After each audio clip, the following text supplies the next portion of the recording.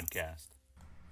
Welcome to the Epic Gaming Night podcast. I'm your host, Roy, and with me tonight are Matt and Rob. Yay! Oh my goodness. Good times. Yes. So, what have you guys been up to? Dreaming about Twilight Imperium 3, which I actually have dreamed twice about it. Yeah, man. Every time I play that game, it's like I can't stop thinking about it. Yeah. So this week we're going to be talking about 4X games, which are Explore, Expand, Exploit, Exterminate. So we played Twilight Imperium over the weekend. We played on Saturday. We did a live stream, 8 hours long on Twitch. We're going to try to get that up on YouTube real soon. But we also, to try to show off our 4X pride, we got with Analog Gamer and got this t-shirt made up that's a 4X t-shirt. So if you want to check out analoggamer.com, check out that 4X t-shirt. It basically just says Explore, Expand, Exploit, Exterminate. But hopefully I can get a copy of that soon. Yeah, nice. I already ordered one. Lucky. But yeah, so I guess if we want to go ahead and start into it, I guess, do you guys want me to explain what this 4X Twilight Imperium thing is? I'd prefer not to. It is a huge game. So as far as board games go, Twilight Imperium is basically like the biggest one out there. Yeah. I mean, there might be some like war games or something that are like pretty big too, but Twilight Imperium is basically this huge 4X game which you're trying to build up your civilization and conquer other alien worlds and try to manage your resources. But the way 4X games work is first you basically are exploring out. So you start with like a small home planet and you're going to all these other planets, and then you're trying to exploit the resources that you get off of those planets. So you're expanding by getting more planets, and then you're exploiting by using those resources. And then eventually a lot of the different objectives in the game force you to exterminate your opponents and start all these conflicts and battles and things like that. This was Matt, this was your first time playing the game, and Yeah. Rob, you'd played it like once before. What did Yes, but what was after your guys' playing the thought? way we played, I realized I did not play it the right way. Well, I mean, that's the thing about this game is like there's so many different modules, and like there's also, since it's not super new, there's like tons of like homebrew stuff too. So Yeah. but we were basically playing with the module set that I think is good for like new players and to get the game going fast and all sorts of things like that. So we started like with a pre-built map, and then like we started where you can see all of the objectives, because like in the normal game you don't actually see the objectives, they come out like one at a time. And when you can see all the objectives, you can kind of plan a little bit better, like what's coming down the road. And we play with like flagships and racial technologies and all kinds of crazy stuff that's not necessarily always in the game. I like the flagship. Yeah, man, those are awesome. Especially since the one thing about this game is there's so much stuff that's asymmetrical. So like this race has this thing that this race doesn't. Yeah. So what do you guys think about the game overall? Well, just like there's so much to do in the game. I mean, the only downside for me about the game, and it's not a downside for me as much is for my wife, but the time. Like, it's a long game. We could have played longer if we wanted to, and we were still 8+ hours in. But it's literally, it's got everything. I mean, we had a galactic senate, and one of the races, because he was like a virus race, he couldn't really have representation, so he wasn't allowed to vote in. And that kind of swayed some people, in our votes, because we didn't have to worry about this guy. And then there's different trades, and if I attack somebody I made a trade with, and obviously our trade agreement's broken, and so I can't, and I need to be careful who I have conflict with. And then there's these different like leadership things, like, okay, well, I may not have gotten like the best pick out of the different texts that were available, your 1 through 8, but if I got this thing, it lets me mimic this thing, or this gives me bonuses. And then just the fighting itself, like all the different ships that are available and the upgrades to the ships, and we'll probably get into it later, but I spent a lot of time trying to create the War Suns, and I was so excited. I got the War Suns, and they are just a beast. They are the Death Star. And like the best thing about that is, like, right after you got it, yeah, like a the turn, next turn, there was a law. There was a law yeah. that was passed that gave everybody else the War Sun technology. And I've played this game probably like 8 or 9 times now, and I had never seen that law come up before. And I'm like, this is the best thing. Like, That this made thing me is so amazing. I It mean, made I think us it's so amazing. happy, though. But because I was so excited, I was about to wreck people, and then my whole plan changed, because now I can't do what I wanted to do, because I can buy a War Sun now. And by that time, everyone had enough money to at least get one, and it's just, the game is constantly changing. The backstabbing, or I don't want to say backstabbing, but the things I had to do to better my empire. Like, there were some agreements I had made earlier in the game that were great, but as the game progressed, they weren't beneficial to me anymore. And Right. so there were a couple people that I just kind of like, yeah, you can move there because it'd make it easier when I attack you next turn. Like, sure, come through my system, not a problem. I spent a lot of But time like hoping people would do certain things. I'm like, if they move that there, it'll make it easier for me to jump on it to Yeah. fulfill the objective that I'm currently trying to do. yeah, I'm like, oh man, I want to destroy some space docks real bad. but just the game overall is just, it's so great. There's so much going on. Like, I don't know if our families would allow us, but we could play that game like 10 more times in the and next, there'd like, still be tons of stuff in there that you hadn't Yeah. seen. when we didn't even play with half the races. We didn't get into like some of the extra crazy expansions that they allow. I Like mean, the it was mercenaries and like spies and right, like all and like sorts of other stuff that we captains didn't. and leaders and stuff like Yeah. that. And in this game, we only had one planet, which was the Rex planet in the middle, that kind of defended itself. And so there's other versions you could play where the planets have their own little militia. Yeah, like Where every single planet has a face down token, and each Yeah. time you explore those planets, like different things can happen. And so it's just, the possibilities are absolutely endless. But like, I hurt, and I know this may sound stupid, but like, when I got home, I was sore. I was just like, my goodness, like, I was too. my I wife was like, mentally What's drained. wrong, babe?" And I'm like, babe, you don't understand what I just went through. Like, it was real. It oh, happened. sure, I played a video game, but no, this was not a video game, board game. This was life. Like, oh my goodness. It was just, I really did hurt. Like, I even went to bed early. I couldn't handle it. I dreamed about it that night. It was rough, but I love it. I'd play right now. If you invited me over right now, I'd play. What do you think, Matt? I thoroughly enjoyed it. I mean, Rob It's a said treat. most of the same stuff that I wanted to. I mean, I accomplished a feat that I didn't think was possible, in that I used almost all of the foot soldier tokens. Like, not only No, the you ones that are the used all of plastic the ones foot that I soldier. come with. Yeah. No, there were like 2 left that I didn't get to use. That's crazy. But it's like, yeah, and I How I can many just how pop 'em. many plant treemen did you have on Megatol Rex at the end of the game? 56. That is like 56. no one could ever take that from you. If you've never played the game before, that's impossible. Like, that may not seem like a lot, but that's like having 10 planet Earths in a planet to defend that planet. It was ridiculous. It's It really amazing. was. It ended up being like this big pile of just stuff.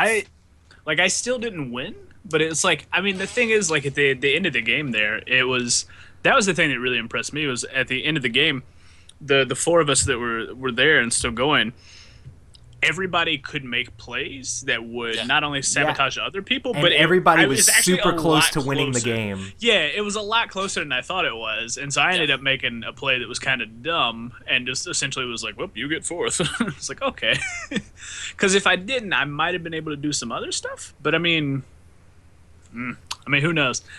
It's just crazy. Yeah, I But you definitely. still had fun though. Oh yeah, absolutely. It Yeah. was a blast. The thing I really liked about our game is that like it seemed like every single person was going for like the objectives. Like everybody had like a lot of the objectives on the board. And I've played some games where like the game is so massive that people just get caught up in the other stuff. They just get caught up in getting techs or caught up in building ships and they just attack a whole bunch of people, but they never really like focus on the objectives. Like we played a 6-player game and everybody had like a bunch of the objectives. Like I took a picture of just like the objective cards and the objective board and like the score track and everything, and there were just flags everywhere. And that was really awesome to see that everybody was pushing to like try to win the game. Basically the like point of the game is to get like points, and the main way to do that is by completing different objectives. And you set up the objective decks at the beginning of the game. We were playing with a module where like all the objectives for the game were revealed at the very beginning, so you can kind of plan out what you need to try to like start working towards. But like the amount of objectives that we used in the game is like barely any of them at all. So like if we played a completely different game, there'd be completely different objectives, so people would be working for completely different things, so it would be an entirely different game. Like I had a big military of dreadnoughts in the beginning of the game because my primary objective said I had to have all of them on the board. So you guys were all getting all these technology. I didn't have money to get technologies because I was building weapons of mass destruction. Yeah. Yeah, your fleet was like ridiculous quick. And then some people were trying to like pass laws to make those not work, Matt. And then Hey, man. tap down half my planets. It worked in like the best possible way, because if it would have passed, everybody would have been nerfed but me. And then it didn't pass, and then everybody had to tap planets, and I was just like, Well, no one got hurt as bad as me because No. Rob You had got to just tap the most. Rob had just played diplomacy, so I used a strategic action to unexhaust 2 of my planets that I just immediately had to exhaust right back. So it's like, oh, I wasted tokens. That's cool. That's a thing. Well, that was actually the thing that I liked, is like comparing my board to like everybody else's. I played with like 2 or 3 just action tokens the entire time, and my fleet size was never bigger than 3. Whereas like the Necrovirus and like Federation of Soul, both of them had like fleet sizes of like 8 or 9, and it They was just ran out of massive. tokens to use. Yeah, That's how big their fleets were. Like, well, what do we do if we can't add more moves or fleets? We've never had this problem before. Sorry, like you're like, that big. that was the thing that like I don't probably interested me more, was just that I could play from something where I'm only getting like 2 a turn and I'm just doing like 1 command action and maybe a strategic action or something like that, versus like people who would just have like 6 or 8 and then be doing 6 or 8 actions, and I could only do like maybe 3, but I was still getting just enough done or as much done that I needed to get done. And it was like, yeah, Your this is strategy actually though in very your cool. race was like, it was so much different than everybody else's, because more or less you were the tree people and they Yeah. could reproduce and repopulate themselves. And the way that you upgraded your infantry is you could move without needing ships, where everybody else really needed ships to move their infantry. And so like once you took over a planet, it was pretty much yours, because like you produced like rabbits. You guys were all over the place, ridiculous. Whereas like everyone else is just like, I know I needed ships, and I know those other guys, they needed ships, but like you in your army, in your faction, it was a very different strategy. And that's what's so great about the game, is every race has its own special ability that's going to make it unique. No matter how many times you play with a race, it's going to make it unique, especially to the scenarios that you've got going on where like nobody wanted to attack your planets. Like, Yeah. okay, Matt's got that planet. Nope, just let's try to go around. And Well, it makes sense for plants too. It's like they've got their roots sunk in on that Oh, planet. oh my their goodness, roots they are had their so roots. deep. There's no way we can uproot them. They're just gonna grow back like weeds. Like, And I think the thing that was great is I had that teleportation technology. So if yeah, somebody wanted to like be like, I'm going to attack your planet, I'll be like, and this giant force is now over here. yes, it's like, yeah, how do you stop that? When you have more men and you can't even see the ships that you have on that planet because it's covered by tree people, Yeah. that's just that's to play the game for the people that haven't played the game. Not only do you like have to go to different galaxies and planets and stuff, but you also have to put people on the ground to take control of that planet. You don't get control of the planet until you have boots on the ground. Well, we would get like a boot down, maybe 2 boots if we were Yeah, I'm feeling pretty lucky. sure the entire game Matt, I just picked up a couple people and moved those right? couple I was the people same from way. planet Like to I had a planet. guy, I moved him, I planted my flag, then me and my guy left. Matt, oh my goodness, was like a weed and just grew and grew and grew everywhere he was. So he maybe didn't explore as much as everybody, but you weren't going to take a planet that Matt owned. You couldn't get your feet on the ground like he did.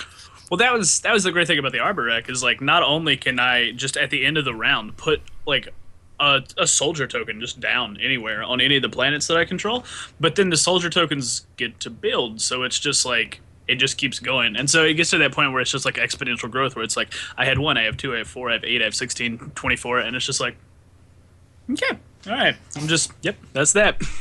Yeah, it's really funny mean- that I had like the turtle race that's supposed to be like all super defensive.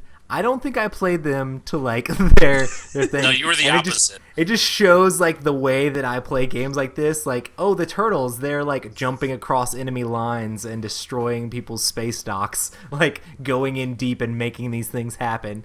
Yeah, I do like- wish though the Twitch stream for the video could like see our faces, because when Roy got attacked at the very beginning of the game, Oh, I was he real just salty. sat down and immediately it was like just Yeah, I was Okay. teaching one I of invited Rob's you to my friends. house to teach you how to play the. Oh, okay, you're gonna attack. Oh, okay, okay. Yeah, I had been Just- like helping her every step of the way up to that point. Yeah, what should I do, Roy? What should I do? What should I do? And then she's Okay, like, yeah, I'm and gonna now attack I attack you. And I'm like, you got to ask Rob for help now. You actually really did say that too. Like, nope, don't ask me anymore. But I mean, I understood what was quickly going turned on. around, though. I just didn't want it to happen. yeah, I'm like, you know how much work I'm going to have to do to get that back from you? yeah. I mean, it but was she did kind of a fulfill her side. She did leave, like she was trying to do an objective. She did leave, so I mean, she wasn't a complete, prune about it. And I'm pretty sure we were jerks enough at the end of the game that Yeah, it we made up for destroyed it. It was bad. It was like, I felt real bad. I spent most of the game trying to convince the virus to put a ship outside of his home planet that I could just destroy. I was like, please, please. I was like, I'll pay for I it. think you're not Just- like the rules say that you're not allowed to say what are on your like secret and primary objectives, and if you actually do, you forfeit them. But I mean, I don't know how much like table talk really goes into that. You're just like, hey man, I'm just coming in here. I'll be gone. Like, Yeah. I have to. This is a thing I have just to passing do. through. Well, it's kind of like Dead of Winter in that sense, where it's like you start like laying down barriers in a weird place, and people are like, "What? Why?" And you're like, I don't know. I have It's a to. thing that I do right I- now. It feels right to me. Nice. Good stuff. Awesome. So I guess we're going to be talking about 4X games. I guess my first question is, what is a 4X game? We kind of went into this a lot, but just the characteristics of 4X games, they come a lot from like the old Masters of Orion and what is it, like the Heroes of Might and Magic type games and stuff like that, where you start with like a small city or a small planet and you have to explore these other planets. Like I know in like Masters of Orion, you explore these planets and they're like, some are hostile and some have like aliens on them and some are just regular, but the characteristics are normally a civilization type game. And you explore and then you expand to take over those planets. Then you have to use the resources you get from those to exploit, and then exterminating to end up the game. In like the old video games, you used to normally have to like exterminate the entire map. So like Oh yeah. So, like, have you played games like that, like 4X games, where it's like, okay, well, you know you have the upper hand and your army's, like, just way better, but you don't win the game until everyone is gone. Everyone is gone. Until you find, like, that one farmer who's just like, I'm just gonna go that way. He's, like, running around in the corner of the map, and you're like, okay, you beat him, and it's like, victory! Yeah. But yeah, most 4X board games have other win conditions that aren't exterminate the entire board, but normally a lot of the game is still combat and allows for that too, which, I mean, us being thematic and Epic. trash gamers, combat's pretty fun. Yeah. Yeah. Especially when it's like the that one, like, we didn't really have that many fights in the game. Like, we had like a bunch of small skirmishes and like some breakouts over some territory, and then and then at the end of the game, it's just like, well, we got to grab for points. It's just like all clash. Like, but not The only one that, big but, fight like, though was the father-son fight. Yes. Yeah. And I was so glad that was going on the other side of the board, like as far away from me as possible. Divided, if I ever saw one. Oh my goodness, that was all because somebody attacked somebody's carrier to get a couple points, and then nope. Why are you doing this? You attacked my carrier. I'm going to kill you now.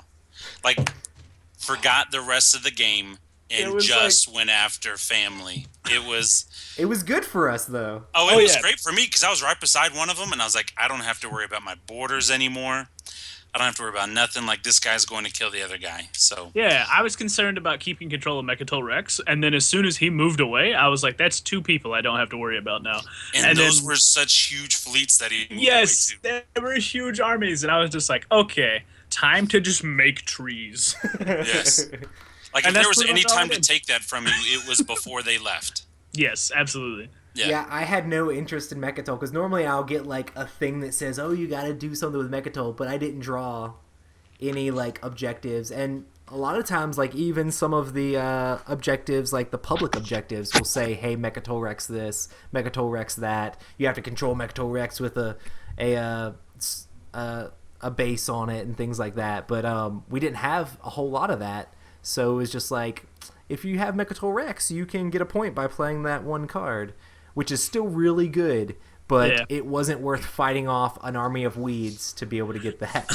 That was my issue. Is I thought, I was like, yeah, I'll probably win out if I just do this. But it's like, it's such a slow game. Like, you guys were accomplishing like two objectives a turn. Like, so you would get one of your missions done and you would get one of the objectives, and like all of my stuff was just on that planet, just like, 1 point for me, please, thank you. And I'm like, yeah, I need to be doing other things. But it was just yeah, if you could have been claiming like a bunch of the objectives at the same time, because the card you played allows you to, like, you can normally only claim one objective each turn. Like, that card allows you to claim as many of the public objectives as you want. And get a point if you control Mechatol Rex, which is pretty cool. Yeah. So have you guys played any other 4X games, or what other 4X games have you played? You want to go first, Matt? In terms of board games or video games? Because you can do both, and in whatever order you want to. So, I mean, board games, I've played Eclipse, and would you consider Zaya a 4X game or no? I mean, it has, like, the elements of explore, expand, exploit, exterminate, but it's not really, like, exterminating. There's combat in it, and just, like, I guess 4X is normally, like, civilization, so I don't think Board Game Geek classifies it as a 4X, so it's more of, like, a space adventure type game. Yeah, well, so I played Eclipse, but, and it's kind of, it's like Twilight Imperium Light, sort of. People like, hate when you say that, though. Or, like, when anyone says that. They start raging. Yeah, they don't like comparing it. It's a really good game, though. I mean, there's a lot of similarities, and, I mean, to their credit, there are some things that are different, but still, there's a good amount of similarities. Like, can you see how, like I said, it's a lot more of an economic game? Yeah. Because, like, in Twilight Imperium, you're managing your resources and stuff like that, but normally you're just like, oh, I got, like, 15 to buy stuff with. This will be good. But in Eclipse, you're like, all right, well, I can't overspend here. Yeah. Or else I'll go bankrupt.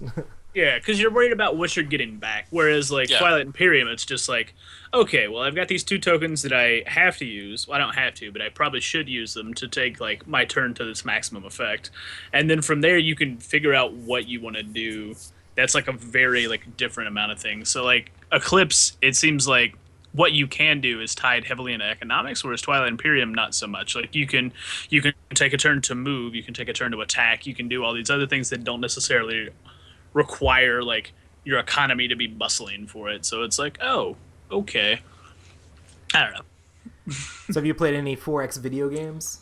Yeah, the Sid Meier's Civilization series Yeah, is there is actually a Sid Meier's board game, really. Civilization board game. Yeah, Which I I've played. have you played it? I was going to bring that up as my 4X. Nice. But yeah, I haven't played it yet. But is there any other video games? Off the top of my head, none I can think of. I've Nice. probably played some. There's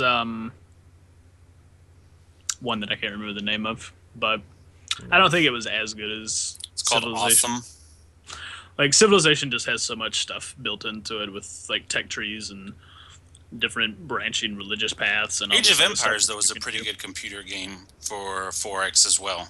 Yeah, I Yeah, I haven't used to actually love played that. it. Yeah, Age of Empires, that's another good one where That's very real time, that's one of right? those games where you will find that one villager in the corner Hmm. and you won't win until you've killed him. So, Yeah. I used to love playing Age of Empires and having like my ballista towers and like yes. bottlenecking, like building a wall and bottlenecking, so all their armies had to come through the little bottleneck and just get shot by all the arrows Yes. as they go along. Ah, good times. But yeah, I've played, of course, Twilight Imperium and Eclipse, and I don't actually own any other games that I would consider like actual 4X, but I know that they have like Civilization is one, and then Rune Wars is like the really big fantasy one, which I have not yet had a chance to play. I'd really like to play Rune Wars at some point. But all of these 4X games, for the most part, they're like pretty long. Yeah, well, I mean, but they should be though because you're creating worlds. I mean, Exactly. it's not just, exterminate or it's not just explore. It's all of these big things wrapped up into one. It would I really think it would undervalue the game if it was a quick game. I don't think you'd really be able to appreciate doing all of that stuff in an hour. Like, Yeah. let's say Well, we played four people and you tried to play TI 3, Twilight Imperium 3. If you tried to play that like in an hour, no, it it wouldn't be the same. It no, it wouldn't be as good. That's a round in the yeah, game. it's like I mean, it's essentially like doing like one-off D&D campaigns. Like if you only sit down, roll up characters, and play for like 2 hours, it's like, have you actually done anything? Like, Yeah, so it's like it's the longer you take, the better you can get involved in the universe, and the story that you create is more memorable, so that you can take away from it and go, hey, look at what I did in this game. yeah, That was pretty cool. and I you want to do that appreciate it again. more. Yeah. Yeah. So The video games that I played that were 4X, I played like Age of Empires, I guess. I never actually played like Civilization, which mind blown. But I've played like Masters of Orion, and then the one I was like huge into, like when I was younger, when we like had my family had their computer, was Age of Wonders, which is like Oh yeah. a fantasy 4X game. Like yeah, I was all about it because it's very like turn based, and like I remember like as a kid, like I would invite a bunch of friends over and we would all like set up a map and we'd all be a different race, and then we just like everybody'd go in there, they'd take their turn and they'd end turn, and it would like say, hey, it's the next person's turn, and we just all like we'd all be like hanging out in a room like playing, and then like whoever's turn it was would go to the computer and just take their little turns. And it was like, I mean, the games took forever to play that way, but like I just like the fact of you could be all these different fantasy races. Like you could be the goblins or the yeah. men or the orcs and elves, and Yeah. I'm very much about all that sort of stuff. That was actually the game that I couldn't remember. It's, Nice. Age of Wonders. Yeah, I played Age of Wonders 2 like ridiculously. I played like a little bit of like play by email with that game because you could like email the save file to someone else. So we'd like email the save file back and forth to like one of my friends. I tried to play a board game, play by email, and like the day everyone was supposed to email in their first moves, I got Everyone emailed me, sorry, I never read the rule book. I'm not going to play. Yeah, It well, was this was. diplomacy. We were going to play Oh yeah, yeah. diplomacy. And then they were like, I saw the PDF file and I just haven't got around to it. Sorry. It's like, you know what? I got really mad too. I was like, I won the game. Forget you guys. I spent this money and bought it. I'm the champion. You That's know, not. That's not exactly like what diplomacy does. It divides people. we didn't even play and I was already mad at everybody. That's what that game's known for, though, is ending friendships. Yeah. It's a game where literally in the rules it tells you to like if you're playing together like at a house or something like that, it tells you that you can like go in the other room and like make negotiations for like a certain amount of time and then come back in the room. And like you can go out of the room with like one nationality, like one of the other players, and then Yeah. like completely just lie to their face while you're in there, and then go back in with someone else and be like, "Oh, I just told that guy that we're gonna attack this one. No, we're gonna attack him." And Yeah. just like, and then it Which just we kind of did that with TI3 though a little bit. I didn't necessarily do that with you guys because you were on the other side of the board with me, but there were a couple times I was like, "Listen, you need to go this way. I'm gonna go this way, and then we're gonna be fine, right? We're friends, right? Oh yeah, we're friends, we're friends." And then like 2 turns later, which I'm talking about Darcy, yeah. I just wrecked her, and it was so bad. It Darcy wasn't was even like, "I fair. think I'm gonna attack Rob like at this place. Do you think that's a good idea?" I'm like, "Yes, attack Rob. Did Just she- continue did she to really? attack." Yeah. She took me in the other room. Was like, "Hey, should I attack him here? Do you think I could take that?" I'm like, "Dude, man, if you jump on that like right now, like you're gonna mess him up so hard." And like as soon as we came back in the room, it was your turn before it was hers, and you built a bunch Yeah. of stuff right where she was planning to attack you. I'm like, she's probably not gonna attack you there now. So Well, now I didn't know that. Now I don't feel so bad for attacking her because once I did attack her, it was with 2 War Suns and my flagship, and like a couple destroyers. Like it was. it's like I really can't lose. Here we go. Yeah. This is not a risk. This is gonna happen. Yeah. So Good times. All right. Well, Great next times. question. What sets this genre apart from other games? I think we kind of already hit on that a little bit, and what I just said was, um, I'd have to say maybe the investment and the time that goes into it, because when you play a 4X, it is going to be just that. It is an investment. It is time consuming, but it's also so detailed. Like Matt was reading his race card because like our races came with all these different cards and background stories.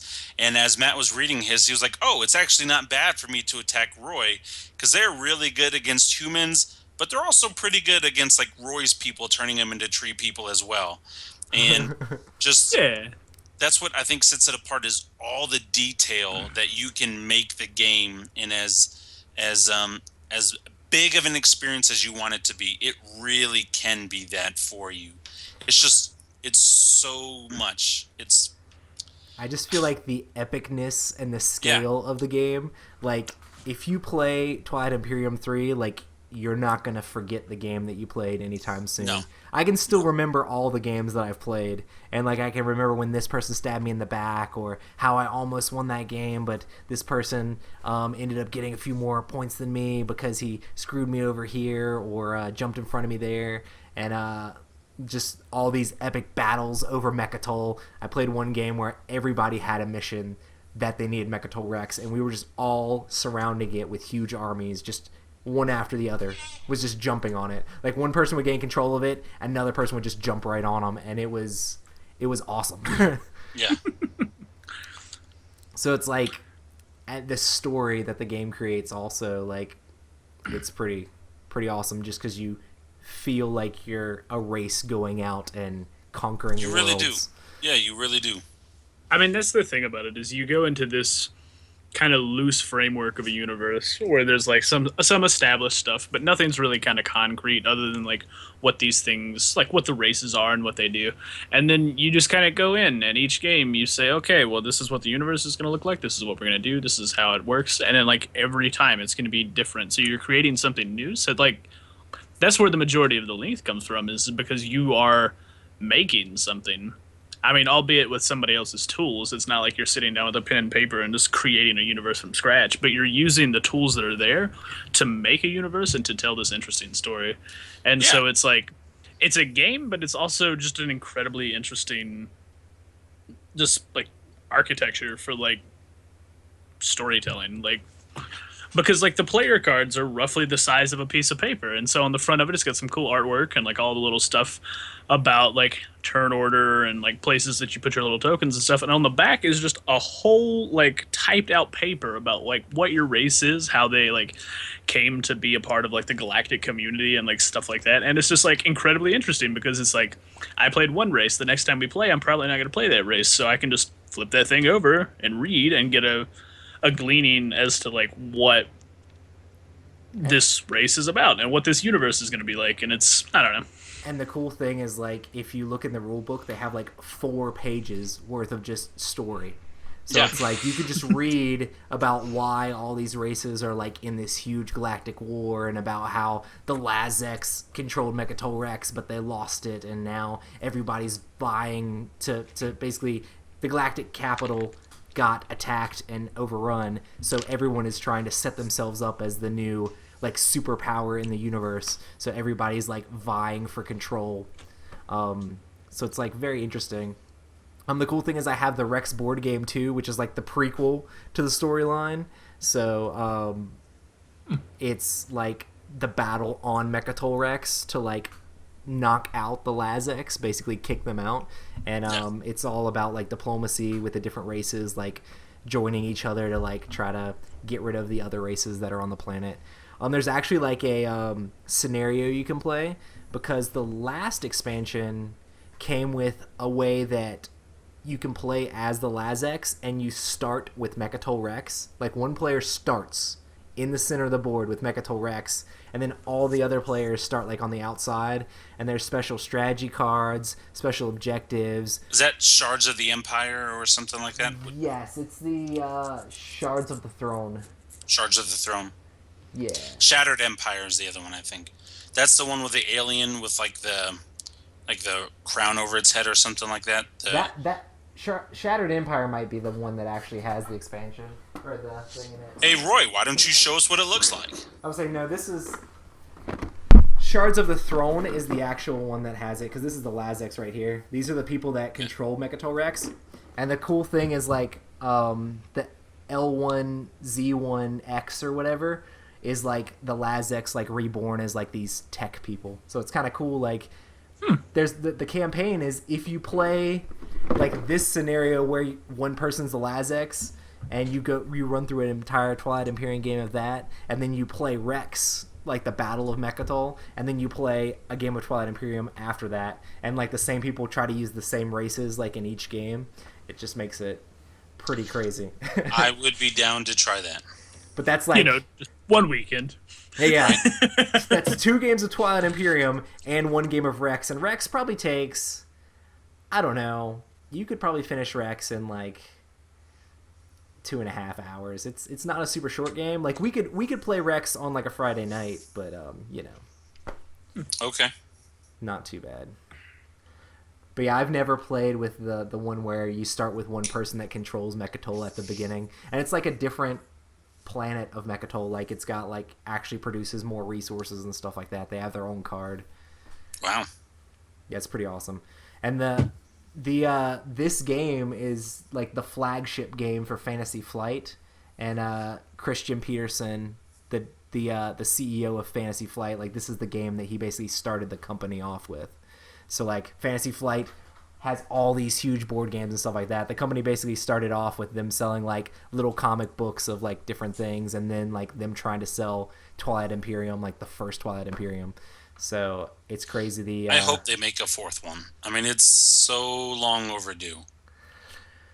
I don't know, But like they've got a lot of big games coming out this year already. But that would be so amazing. Just for new figurines, new stories, just new boards, because a lot of the artwork in the game is really nice. It's a very well done game, but some of the new stuff that they're coming out with are just amazing. It really looks cool, and so to see a new revamped Twilight Imperium 4 It would be awesome. What was I gonna say?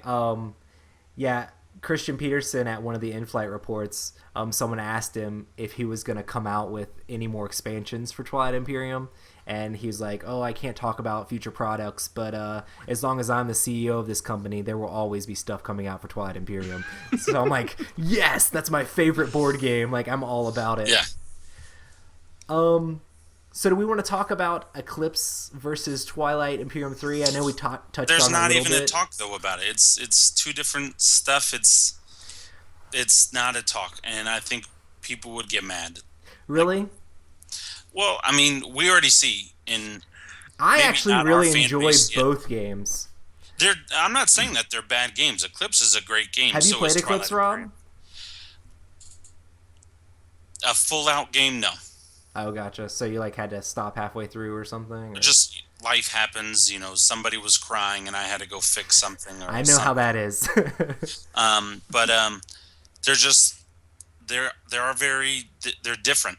They're just it's like trying to compare NASCAR to Formula One or something, or you know, like PC to a console game.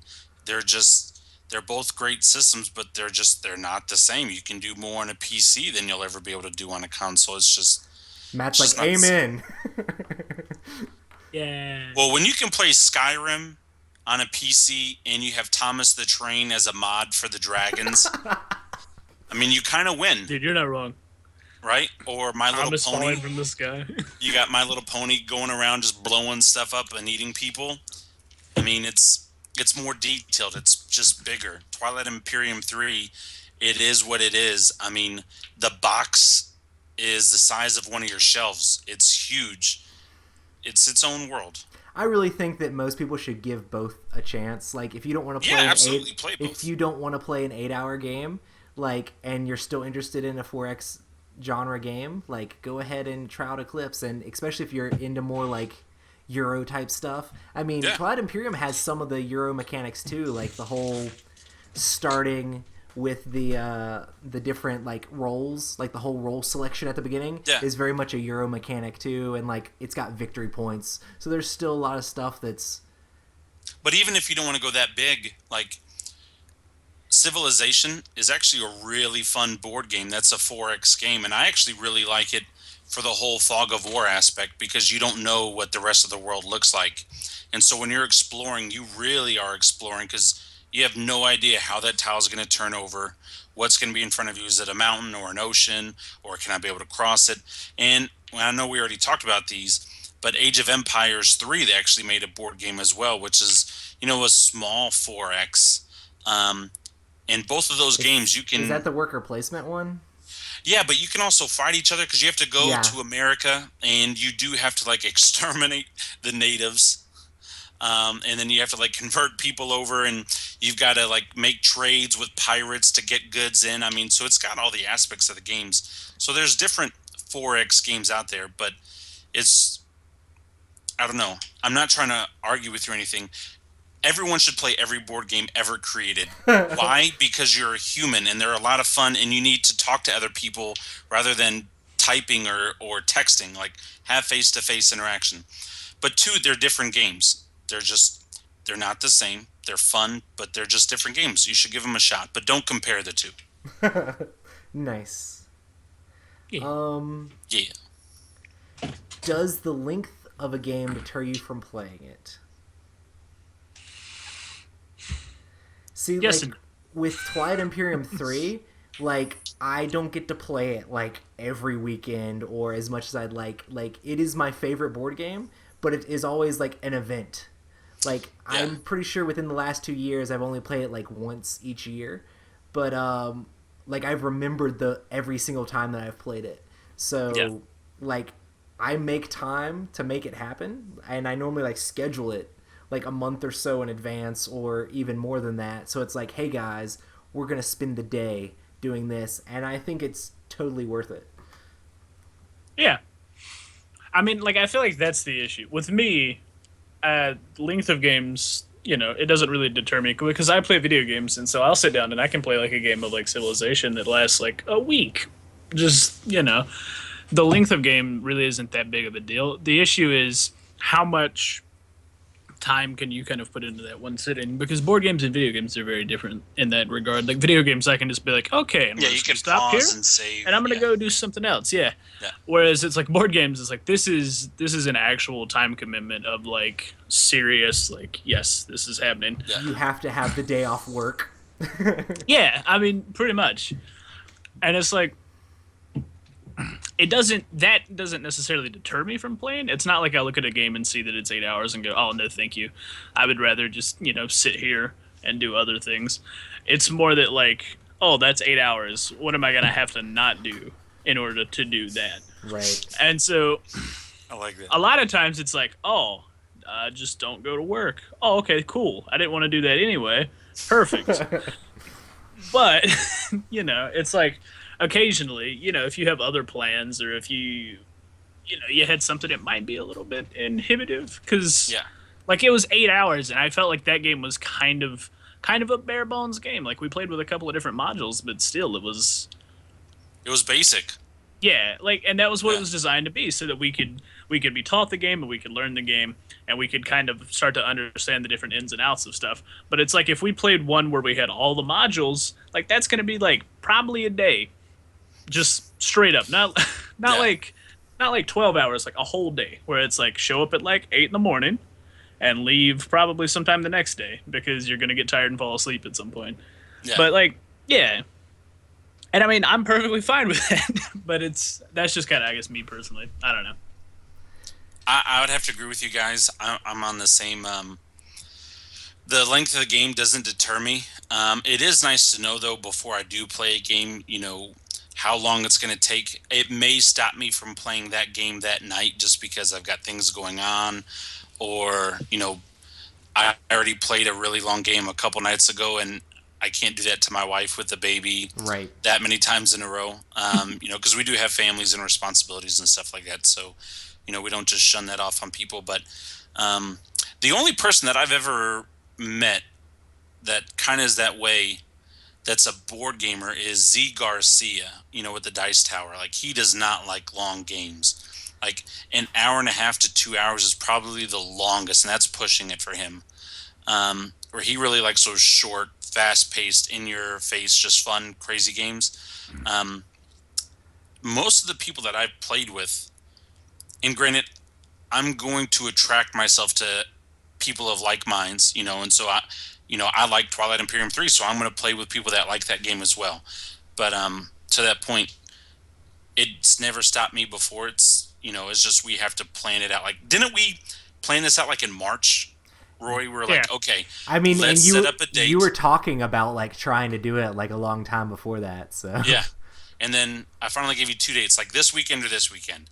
And you're like, actually, both weekends are great. One's my birthday, one's the one before. So let's spend this Saturday board games and burritos, and let's spend this Saturday Twilight Imperium. And we really did. And we had to get, the wives and the kids all set up and everybody on board. But it's such an experience. If you get a chance to play it, you should. But it could be 24 hours. I'd still play. yeah, Yeah. I definitely think people like should actually give it a try. Like Twilight Imperium like gets a lot of flack from people just because they're like, oh, that 8 hour game, ha ha ha. Like in the board game community, people just make fun of how long it is. They're like, oh my gosh, do you know how many games I could play Sure. in the amount of time of that? How many of those games are you going to remember to Yeah. Exactly. the detail? Not just remember that you played it, but to the detail, like, oh my gosh, on turn 6, on round 6, once Matt started reproducing himself 10 times over, it was over. Like, I almost remember what I did every single round that we played. It wasn't just like overall. Like, I still remember my game plan, what was going on, what my allies were doing, when I decided to turn on people. It's an experience. I always tell people about Twilight Imperium, and I'm like, it's the only game that I play that, like, when I go to bed at night, I just can't shut my brain off because I'm so Yeah. excited about the game Yeah. that we just played. I can't stop thinking about it. And it's like, oh man, next time I'm going to do this. And oh man, remember when he did that to me? Like, it's like really exciting. Yeah. And it's like, oh man, this guy stabbed me in the back, or oh man, remember when my friend was like the drifter and he he was getting close to Mechatol, and I had a huge armada, and he's like, dude, man, if you kill my guys off, you're gonna have to ride home by yourself. So Or like when Matt was in Mechatol Rex, and so Roy decided to take this huge fleet to Matt's homeworld and just like blow stuff up. hey man, I just needed to fulfill that scenario. Yeah. Did I Yeah, it even wasn't leave? personal. Oh, Matt was like, No, you didn't I leave. told You you kept- that I'd leave, and then you're like, no, I'm just going to jump on you anyway. And I'm like, you can lose all your Well, ships. Yeah, That's but fine. I tried to I jump on need- you with the smallest army ever. It was like It was you had, his flagship. You know but how that much was money it. he You paid had for that? You had 5 dreadnoughts and like some other that- stuff. He had a ship. I'll be honest, that flagship useless comparatively to other flagships. Like Yeah. its big thing is that it could build stuff, and it's like, Yeah. oh, that's neat. But I had a giant fucking tree factory like in the middle of the map. Yeah. Like I could just build whatever at any time, and it was like I needed to get some semblance of like thing done. Like I need to accomplish more goals, and I was like, I got to destroy 3 ships. I don't even care if I win the fight. I just need to destroy 3, and it was Yeah. just like, nope. I would say who was the orange guys? Were they the necromancer or what were? Yeah, the, They were the, necrovirus. Okay, Yeah. out of all the flagships, theirs is probably the most boss to me because like their ability is like, sure, blow me up and I'm a nuke. Basically, the area that he gets blown up, you remove all the pieces on the map. Okay, if that thing gets blown up, it doesn't matter what else is on there. Whether So basically, it's you have to fly it by itself. yeah. So wait, does it get rid of stuff off planets too, or is it just out of Everything, space? everything on that tile is removed Dude, he should have just flown it straight to Mechatol Rex. and just blown it up. Yeah, it's just gone. To be fair, Matt would though- immediately like move all of his ships out of those. Oh yeah, there. absolutely. And then he would just be like, Well, it's But sitting hold over on. Mechatol Rex. Would you have done that though? Because you don't necessarily have to tell people what your flagship does. He could have just gone in there and you I'm started sure Matt shooting. would be like, "Hey, what's that thing do?" Like, why is it coming by itself? to be fair, they over there on that side of the table were having a very interesting discussion about like what their flagships did and like a bunch of other stuff that like their races did, and I was just like, I'm just gonna listen to this. It's very important. This is right just now. information. Yeah, But yeah, and I mean, I think there's like 20 different races in the game, so like we could play an entire game with completely different stuff, and then we could play an entire another game with completely different like races. So it would be ridiculous. ridiculous. Ridiculous. I mean, it's honestly one of those games that would make me like want to harken back to like the high school days where it's like, hey man, what are you gonna do this weekend? It's like I'm probably just gonna go stay at somebody's house for the weekend. yeah. I Right, mean, like, it's like- no like- responsibility, no work, Yeah. no bills. Like, what are you doing? Yeah, I'm going to Roy's house. I'm spending the Exactly. night. We're just gonna have a sleepover. Call it what you will. I don't care. We're playing TI3. I'm gonna get there. We're gonna play an 8-person TI3 game with all the modules. It's gonna be insane. Like I'll see you at Monday some point morning for we'll- coffee. Yeah, we'll probably start up some other board games on the side, just because of the sheer complexity of what you're about to do. You might just need like a little Yeah, palette. the brain will need a break. Yeah. You just like you have like Loop and Louie off in the corner where it's just like you can be like, okay, I just need to go hit some things for a little while. nice. I need to quit with the thinking and just kind of slap stuff. Awesome. Yeah. Okie doke, if we want to do our question of the week here, just remember you can email our questions or any questions that you have for us to answer on the podcast to epicgamingnight@gmail.com, or just hit us up on Twitter, Instagram, anything like that. The Blue Jeans on Instagram asked us, what is the best way to introduce a new game to new gamers? I know we talked about this a whole lot last week about It new games. kind of felt like a whole topic. Yeah, like the whole Well- thing. So I think we should probably. Reworded a little bit. To be fair, the way I read it is specifically it does say introduce a new game to new players. Right. So it's not necessarily. I don't know. I don't feel like it's exactly what we talked about last week. I don't know. Okay, I mean, how would you do I it, mean, Matt? it's so. I don't know. I guess it very much depends. So it's like always what I would say is like know who you're going to play with. Like you wouldn't necessarily want to introduce a game that you might even be new to a bunch of people who wouldn't necessarily be interested. Like TI3, for example, you wouldn't want to like sit down a bunch of people who have just ADHD and be like, you're going to sit in this chair for like 8 hours and you're just going to stare at a board of like plastic and die, and because they would just lose it and be somewhere else. So you probably should just kind of think about who you're going to play with and how, like, their particular interests, like what. So I don't know. Some people are big fantasy fans. Some people are big space fans. There's a lot of stuff to take in when determining. I feel like there's a lot of people that learn very different. Like I have some friends that you start teaching them the game and they want to know every little bit about the game and they have lots of questions about stuff. And then there are other people. There are other people that just want to get into the game. Like they don't want to hear you explain the game for a long time. They just want you to throw them in. I'm that guy. They want you to just be like, okay, well, this is a couple like basic things, and then we'll just teach the rest as we go. Which I mean, honestly, we did a decent amount of that with Twilight Imperium. Like I didn't explain combat in the game until like we were at the doorstep of combat. But like most people like to, like I guess, learn as you go. And then there are some people that like are really interested in the game and want to do the best that they can, and maybe sometimes are just a little bit more detailed about things, and they're like, I'm going to ask every single question about every little thing to make sure I understand and can do the best possible that I can. Now, Roy, when you said combat, you said I had to roll the dice, then you took a deep breath. What were you signifying by that deep breath with the combat? Could you explain that to me again? It wasn't that bad on Saturday, but we did have like, I remember one time you walked out of the room and you're like, oh my gosh, if I answer that question one more time, I'm going to flip the board. I can't even remember which question it was now because there were so many questions that repeatedly answered. I'm sure if people watch the stream, they'll be like, I know exactly how to play that game because he answered that question like 15 times. Or it was the point where actually he answered that 4 hours ago. So to do the secondary action, you have to spend strategy or command. Yeah. But yeah, what else was I gonna say? I guess my way that I would answer that question, the best way to introduce is one, you definitely have to know your market. But like for the people that I already play with, I usually buy games that I want to play, and I play with people that have similar play tastes that I do. So I'm like, hey, I bought this game, let's play it.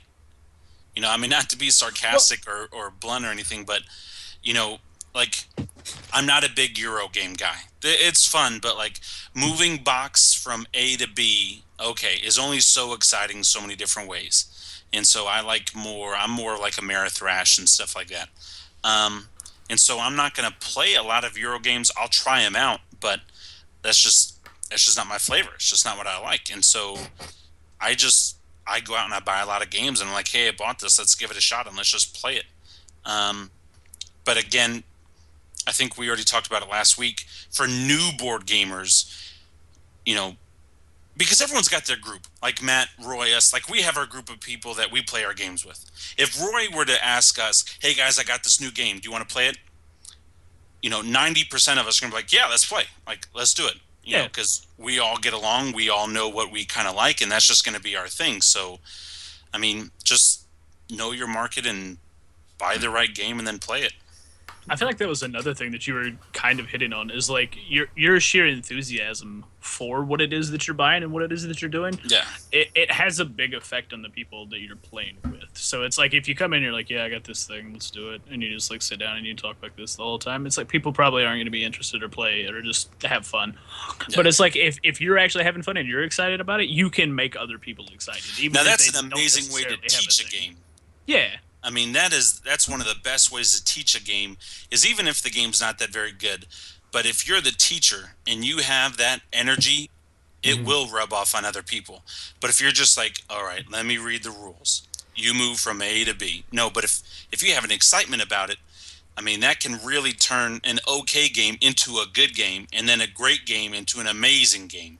It is definitely the energy. Yeah, that was another thing I was going to say, is like make sure you know the rules when you're like getting like into it. Like, I don't know about you guys, but like if I'm ever like get a new board game, like I watch videos on it and try to like make sure I know the game before I bring it to other people, because a lot of people don't want to see you sit there and flip through the rule book and just be like, well, if they have questions for you, if you can't answer them, then it's just going to like slow down the game, and people are going to get distracted and bored, especially if they're new gamers. Like they're not going to take to that super well. Except for TI3, I don't think I will ever read that rule book just because it's like so big, bro. Like, let's go play with Roy. Roy knows. Like, it's not going to happen. Greg in chat also says, don't beat the new players mercilessly. So like when you're first playing with the game, don't be like smashing people down like, oh my gosh, I'm gonna take you out, and like doing your very best. Like try to show them what's fun about the game and like give them a fighting chance. I know there's some people that like teach people how to play the game but don't teach them like any like tips or any strategy at all. They're like, oh, you gotta figure that out yourself. Like when we were and then they like min-max to the maximum, and it's like, haha, look at that, I won. And it's like, I don't know. I feel in that situation, it's always better to just develop like an alternative win con where it's like, I just want to do this. And if you get that done, sweet. Yeah. Because it's like, at that point, you're not trying to like play the game to win. You're trying to play the game to get other people actively involved in the hobby that you enjoy. And the more people we can get in the group, the better. And so it is a win if you don't win, if everyone else has fun. Because it's never fun when you're that new guy and you just get owned. One, everyone just seems like a jerk. Two, you really didn't get to enjoy the game because you're just getting, railed on by everybody. And so, like, especially whenever I play a game for the first couple of times, I never expect to win, because I just want to learn the game and try out all the, the different things that I can do. And then once I know the game, then I definitely like, okay, I know this, I should win. But, you should never just rail on anybody just because they're brand new. You won't play with them again if you do that. Yeah, I always try to like, when people are asking me questions about, oh, what do you think I should do here? I always try to give them like the best answer that I can, and make sure like this is what I would do if I was you, even if that ends up hurting me. And be like, well, probably you should steal some of the stuff from me because that'd probably be like the best thing for you to do right now. Even though have you ever done that to somebody and they're like, oh my gosh, what a great idea, and you just kind of see like the light bulb click, like, I didn't think that I could do this, and I really like when that happens to people. And I mean, I feel like that's part of teaching. If you just throw them into the game and be like, and now I'm gonna own you, like, how are they gonna want to play that game again? Yeah.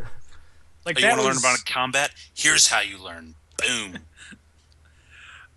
Like, that was how I taught, like, BSG when we were playing with my other group of friends on Tabletop Sim. Like, there was, like, a point where this one girl is like, hey, so now that I'm a revealed Cylon, I need to figure out what the Super Crisis card is. Can you help me with it? And I'm a human, and I'm like, yeah, sure. So we move to a different channel, and I'm, like, looking at it, and then I'm explaining to her, like, what it does and, like, what the most effective way to, like, use it would be, and, like, explaining that in this situation, it probably doesn't have that great of an effect because there aren't like any of these pieces on the board or anything like that. So I was like, you should probably like maybe wait for it, but you could do this other stuff in the meantime that would really mess this up.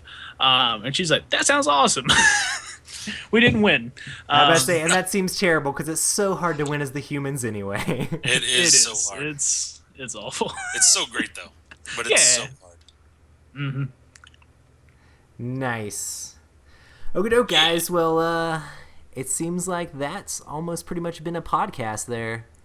Guys, make sure to check us out on stream. We stream this podcast live on Twitch every Tuesday at 9 p.m. And then we normally stream board games on Friday nights. This coming Saturday, we're actually going to be streaming live because we're doing like an all-day like game day. We're not doing our normal Friday night, but we're doing a game day. I think it's going to start at like 11 and go all the way to whenever people get kicked out. So it's going to be pretty crazy. So make sure to tune in and see whatever random games we're playing at that point. Make sure to follow us on Twitch, subscribe to our YouTube channel, check out our Twitter page and talk to us there. And review us on iTunes. Yes. Review us on iTunes would be cool too. The reviews on iTunes, like the more reviews you have, the better you show up in searches. So right now it's like really hard to find us since we're like brand new. But if we get a whole lot more reviews, people will be able to be like, hey, let me check out some games about Twilight Imperium, and we'll just show up right there at the top. We do have that one awesome review. I don't know the guy that did it, but he did give us 5 stars. So But yeah, and if we get a bunch, we might read our 5-star reviews on air. So that'd be cool too. they were really nice. They spoke in complete sentences. Awesome, Well, guys. I wouldn't go that far. No. Maybe not. Yeah. Okay, doke, guys. Well, thanks for coming out and checking out the podcast. And we'll hopefully see you back next week. Yeah. And go play board games. Definitely play board games. See you guys later. Peace. Peace. Bye. Ah.